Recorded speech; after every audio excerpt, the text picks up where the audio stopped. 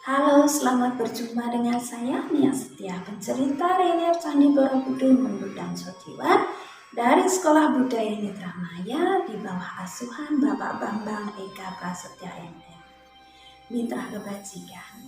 Kali ini saya berkesempatan menyampaikan sebuah kisah yang tepat indah di dinding Candi Borobudur, tepatnya di panel Jagataka di panel 90 hingga 93 dengan judul Saraba Jataka. Demikian yang saya dengar. Saat itu, Bodhisattva terlahir sebagai seekor rusa yang bernama Saraba dan tinggal di tengah hutan. Saraba berjiwa mulia, berakhlak baik, bijak, dan welas asih kepada siapapun. Sedangkan raja yang berkuasa di saat itu memiliki hobi berburu hewan di tengah hutan. Suatu hari, sang raja ingin berburu bersama penggawaannya. Mereka pun menyiapkan seluruh perlengkapan untuk berburu, termasuk kuda terbaik dan busur anak panah yang sangat tajam. Ketika mereka selesai mempersiapkan semuanya, mereka pun berangkat ke tengah hutan. Setibanya di tengah hutan, sang raja meminta seluruh penggawanya untuk bersiap-siap mencari di mana ada rusa yang bisa mereka bunuh. Tiba-tiba, salah satu penggawanya melihat kelebatan seekor rusa dan segeralah dia memberitahu raja dan teman-teman. Setelah itu, seluruh penggawa bersiap-siap dan mereka mengejar rusa itu dan mengepungnya. Mereka pun berharap agar raja bisa membidikkan anak panahnya tepat ke tubuh sang rusa. Melihat keadaan tersebut, rusa pun yang sudah menguasai daerah itu pun lari terus ke tengah hutan. Sang raja mengejarnya dari belakang dengan kecepatan tinggi, sehingga penggawanya pun tertinggal jauh di belakang. Ketika sampai di tengah hutan, Saraba melihat bahwa di depannya ada sebuah lubang besar yang terjadi karena dulu ada sebuah pohon tua yang sudah lapuk dan tumbang, sehingga menjadikan sebuah lubang yang besar dan tertutup oleh air dan semak-semak. Lubang ini tak tampak dari luar. Karena Saraba sudah mengetahui akan hal itu, maka dia pun membelokkan larinya sehingga dia bisa menghindari lubang itu. Ketika Saraba tidak mendengar suara derak langkah kaki kuda sang raja, dia berpikir bahwa sang raja pastilah terjebak ke dalam lubang tadi. Muncul rasa iba dalam hati Saraba. Dia pun memutuskan untuk kembali lagi ke dekat lubang tadi. Dan ternyata benar, Saraba menemukan kuda sang raja berada di atas lubang, tapi sang raja berada di dasar lubang. Sang raja berteriak minta tolong, namun tak satu pun yang bisa menolongnya karena seluruh penggawa masih tertinggal jauh di belakang.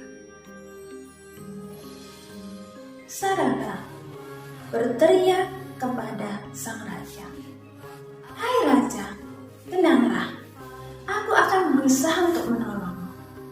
Tunggu sebentar, aku akan turun untuk membantumu keluar dari lubang itu." Namun, raja menolaknya. Jangan sang rusa, aku telah berbuat jahat kepadamu. Aku tadi ingin sekali membunuhmu. Namun kenapa sekarang engkau yang ingin menolongku? Aku tak pantas untuk mendapatkannya, kata sang raja. Saraba yang berhati bijak dan belas asih kepada siapapun, tidak peduli dengan apa yang disampaikan oleh sang raja. Dia pun segera melompat ke dasar lubang tadi dan dia berkata kepada raja, "Oh raja yang agung, tak apa. Sudah sepantasnya sesama makhluk saling tolong-menolong. Ayo, naiklah ke punggungku dan aku akan membawamu naik ke atas. Setelah itu, kau bisa kembali ke kerajaan. Ingat, rakyatmu menanti kepulangan." Dengan rasa malu, raja pun mengikuti apa yang disampaikan oleh Saraba. Dia pun naik ke punggung Saraba dan setelah itu Saraba pun berusaha untuk melompat dan kembali ke atas lubang. Raja dan Saraba pun selamat. Raja kemudian mengucapkan terima kasih kepada Saraba dan dia memberikan hadiah kepada Saraba. Oh rusa yang agung, izinkanlah aku meminta maaf kepadamu dan terimalah rasa hormatku dan rasa terima kasih. Sebagai ucapan terima kasih, ikutlah engkau bersamaku dan aku akan memberikan separuh kerajaanku untukmu. Pimpinlah mereka dan kita bisa bekerja sama memimpin negeri kita, kata raja. Namun Saraba yang bijak dan baik menolak dengan lembut apa yang telah diberikan oleh raja. Raja yang agung, biarkanlah aku tetap tinggal di hutan ini. Kembalilah engkau ke kerajaan. Aku tidak membutuhkan apa-apa darimu. Aku ingin tetap hidup berbahagia di hutan ini. Satu pinta, janganlah kau ceritakan hal ini kepada siapapun. Dan berubahlah, cintailah seluruh makhluk di bumi ini. Raja pun kembali ke kerajaannya bersama punggawanya. Dia tidak pernah menceritakan apa yang terjadi kepadanya, namun di dalam hati raja berjanji tidak akan memakan daging hewan lagi. Dan satu lagi, raja mencintai seluruh makhluk hidup yang ada di negerinya. Setelah kejadian itu, raja selalu membaca puji-pujian yang tak satu pun rakyatnya, bahkan punggawa dan permaisurinya memahami apa yang dia baca.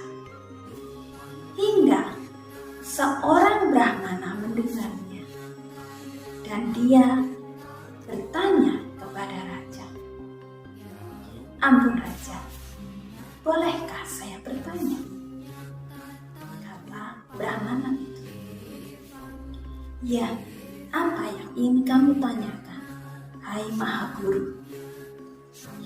Begini raja, apakah benar ketika Anda berburu rusa dan terjebak di dalam lubang yang besar. Justru Musa itulah yang telah menolong Anda.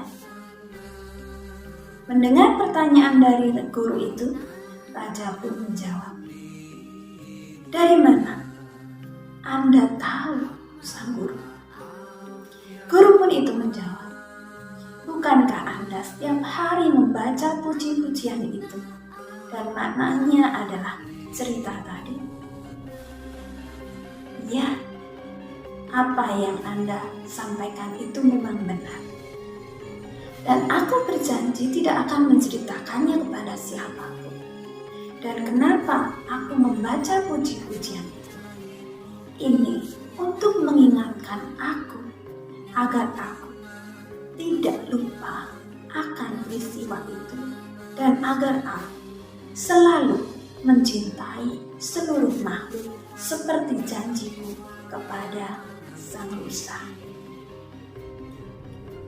Demikian kisah dari Sarabajataka, di mana kita bisa melihat bahwa perbuatan yang jahat dibalas dengan perbuatan baik, yang mana bisa membuka hati orang yang jahat tadi hingga dia berubah menjadi seorang yang bijak, rajin, dan belas asih. Demikian kisahnya, dan semoga kita bisa mengambil hikmahnya, dan semoga seluruh makhluk berbahagia. Sampai jumpa.